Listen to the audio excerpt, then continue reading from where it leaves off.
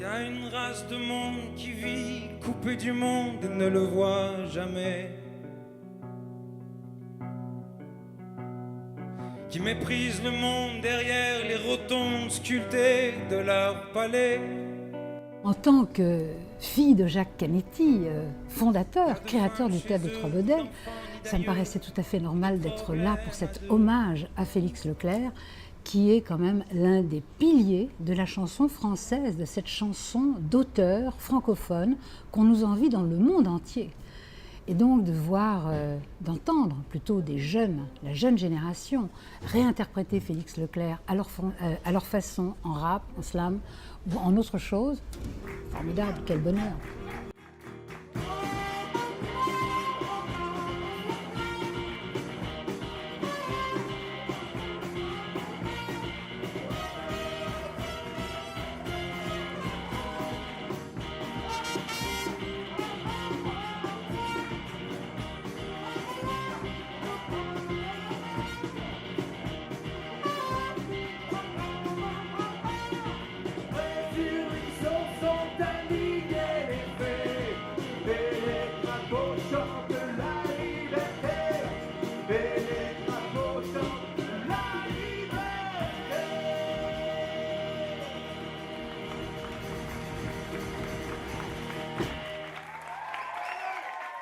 Félix Leclerc, ce qui est très drôle, j'ai un drôle de rapport avec Félix Leclerc parce que moi je l'ai découvert très jeune avec mes parents qui me faisaient entendre les chansons, mais j'étais pas encore, j'avais pas un éveil à la chanson francophone à ce moment-là. Donc j'ai appris les mélodies, les chansons, puis pour moi c'était de la musique de vieux quand j'étais petit.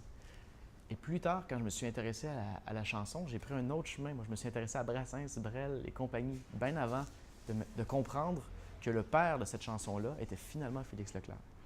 Et là, il y a eu le sentiment de fierté de dire « Ah, ces artistes-là de chansons françaises, Brassens, Brel, Ferré, que j'adore, se sont inspirés en fait de quelqu'un qui vient de chez nous. » Félix Leclerc, c'est quelqu'un qui a choisi en venant en France de ne pas modifier l'accent, de ne pas changer ses paroles.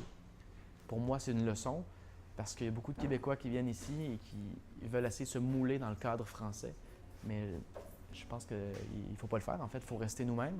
Je pense que les Français sont tout à fait et complètement capable d'apprécier et de découvrir notre chanson telle qu'elle est sans qu'on la change et qu'on la modifie. Comme les anges jouent à la guerre, imaginaire, imaginons. Ce qui est très intéressant au Québec, c'est la diversité, c'est voir à quel point cette scène hip-hop est vive, voir à quel point la scène rock est vive, à quel point l'expression francophone est au cœur de toutes les scènes, justement. Il y a un fil rouge très fort, il y a surtout vraiment un noyau très fort autour de l'expression francophone, ce qu'on ne sait sûrement pas assez bien faire en France. Et on s'est dit que c'était très intéressant, justement, de détourner les gens de leurs idées préconçues. Tu vois bien mon petit Jean à la tour, faut que tu comparaisses à la cour. Apprends que pour devenir artiste, faut d'abord passer par la liste des approuvés. Il y a le gros cliché de la chanson québécoise qui a été véhiculé quand même jusqu'à il y a une dizaine d'années. C'était quand même vraiment le cliché de la grosse voix, la personne qui chante très fort, un peu en chemise à carreaux et tout ça. Un homme savant et un compositeur, heureux grands et seigneurs. Mais j'ai l'impression quand même qu'avec Cœur de pirate, Lisa Leblanc, Ariane Moffat, Pierre Lapointe, il y a quand même des gens qui traversent l'Atlantique et qui se font vraiment un public sérieux et solide et que ça renouvelle l'image de la chanson québécoise. Puis il y a tous les Québécois aussi anglophones qui existent, même si bon, ils ne sont pas francophones, mais Arcade Fire, par exemple, c'est vraiment montréalais, quoi.